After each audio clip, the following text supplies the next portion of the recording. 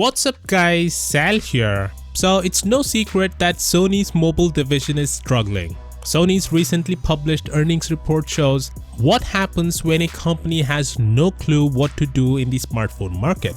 Sony managed to sell just 2 million smartphones in the quarter ending in July 2018, which is down 1.4 million from the same period in 2017. You heard that right. In 1 year, Sony's smartphone division diminished by nearly half. For comparison's sake, Samsung sold over 9 million Galaxy S9 units in second quarter of 2018. That's just one quarter, not the whole year, and that's just one phone. So you can paint a picture how bad Sony's mobile division is performing. But this new Sony smartphone may change the story, if Sony doesn't mess things up again, of course. The front panel of Sony Xperia XZ4 has been leaked. It shows the device will have very thin bezels and most importantly will have 21:9 aspect ratio, and this is probably how the final device is gonna look like. It looks like a taller version of the Galaxy Note 9, but honestly it looks great. All the movies are made in 21:9 aspect ratio, so it's gonna be a very pleasant experience to watch movies on this thing.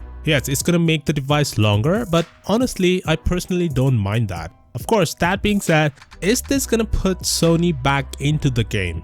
Well, that is very hard to answer. The most obvious reason for Sony's struggle is lack of marketing. If people don't know you're selling smartphones, then you're not gonna sell smartphones. I've said it in the past, Sony cannot hope to gain any meaningful market share without any meaningful marketing. Another issue they have is insane price tags. This is not 2001. Things have changed, the landscape has changed. You cannot price your phones at $1,000 and don't offer much over the competition. Sony recently launched a $1,000 smartphone that has a 4K display and not a whole lot else to help it stand out from the crowded premium smartphone market. Basically, Sony hopes the sheer novelty of 4K screen will entice you enough to drop an insane amount of money on it. That's not how things work anymore. All of these things combined point to a company that doesn't have an aggressive enough mobile phone strategy to stand out from the competition in any meaningful way.